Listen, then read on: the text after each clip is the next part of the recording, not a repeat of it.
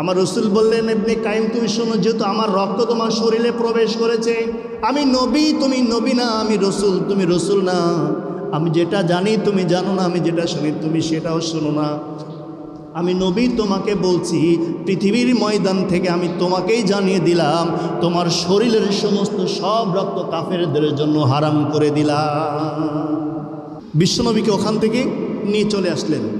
এর মধ্যে 3 জন সাহাবী কোনো একটা যুদ্ধে যায় নাই। কয়জন সাহাবী বলেন তো? 3 জন সাহাবী বিশ্বনবীকে বলছেন, ইয়া রাসূলুল্লাহ, আমরা যুদ্ধের ময়দানে যাইনি। তো রাসূল সাল্লাল্লাহু আলাইহি ওয়াসাল্লাম মসজিদের নববীতে বসে আছেন। বসে থাকার অবস্থায় বিশ্বনবী খুব মন খারাপ করলেন। তখন বললেন, আর কে যাও নাই? তখন তিনি বললেন, হেলাল বিন উমাইয়া যায় নাই। আর কোন সাহাবী যায় নাই? তিনি আরেকটা সাহাবীর নাম বললেন। টোটালি কয়জন সাহাবী? কাব বিন মালিক, হেলাল বিন উমাইয়া, আরেকটা সাহাবী।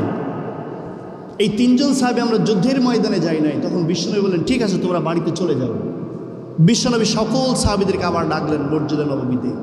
ডেকে বললেন, আমার সাহাবীরা তোমরা শুনে রাখো, আমাদের এই যুদ্ধের ময়দানে এই 3 জন সাহাবী যায় নাই।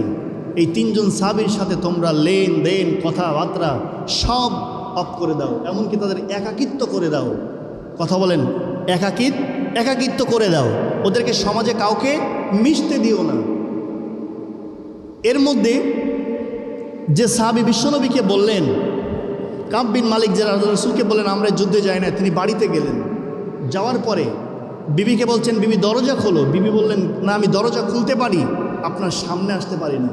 তার কারণ বিশ্বনবীর কাছ থেকে আইন জারি হয়ে গেছে, যারা এই যুদ্ধের ময়দানে যায় নাই তাদের সাথে সমাজের কোনো মানুষ যেন কথা না বলে। বলি সুবহানাল্লাহ। সুবহানাল্লাহ বলবেন না? আরে মিয়া সুবহানাল্লাহ বলবেন না? না বাড়ি থেকে আপনাদেরকে নিষেধ করে দিয়েছে, মসজিদে যাওয়াই হোক, 5 আগস্ট চলে গেছে, যাই গেছে, এখন আর চিহ্নিত হওয়ার দরকার না, এরকম কি কিছু? তাহলে যদি কিছুই না বলে, তাহলে আমরা কথা বলতে কি দ্বিধাবোধ আছে? দ্বিধাবোধ যদি না থাকে, বলেন তো এই সব কিছু একজন হাতে, তিনি কি? আরো জোরে বলেন, তিনি কি? এইবার এই সাহাবী রাইব তিনি বলছেন, ও আমার স্বামী, আমি আপনার সামনে আসতে পারবো না, কারণ বিশ্বনবীর কাছ থেকে আইন জারি হয়ে গেছে, আপনার সামনে যদি যাই আমার বিশ্বনবীর কথা মান্য করা হবে।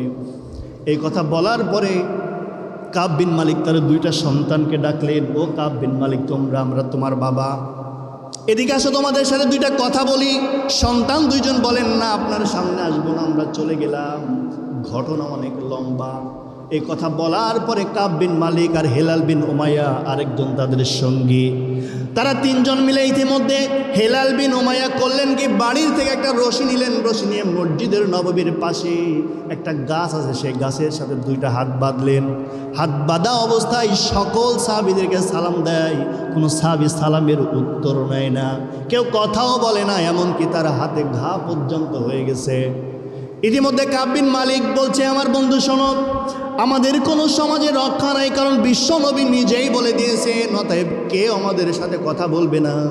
চলো আমরা পাহাড়ের চূড়ায় চলে যাই, আল্লাহর কাছে আমরা যতক্ষণ পর্যন্ত খুশি না করতে পারবো ততক্ষণ আমার নবীও খুশি হবেন না। কথা বলেন ঠিক কিনা? পাহাড়ে চলে গেলেন। যাওয়ার পরে তারা বিভিন্নভাবে আল্লাহর কাছে ক্ষমা চাইতে লাগলেন, মাপ চাইতে লাগলেন। ইতিমধ্যে আল্লাহর কাছে ওহী নাজিল হয়ে আসলো, হে নবী, আমি কাব বিন মালিক, হেলাল বিন উমাইয়া, এদের উপরে আমি খুশি হয়ে গেলাম। নবী তুমিও খুশি হয়ে যাও, তাদেরকে তোমার কাছে অন্তত ডেকে নিয়ে আসো। সাহাবীদেরকে ডেকে বললেন, হ্যাঁ আমার সাহাবীরা, হেলাল বিন উমাইয়া, কাব বিন মালিক, তারা কোথায়? তাদেরকে ডেকে নিয়ে আসো, আমি তাদেরকে খুঁজতেছি। সাহাবীরা বিশ্বনবীর কাছ থেকে দৌড় দিয়ে সেখানে চলে গেলেন।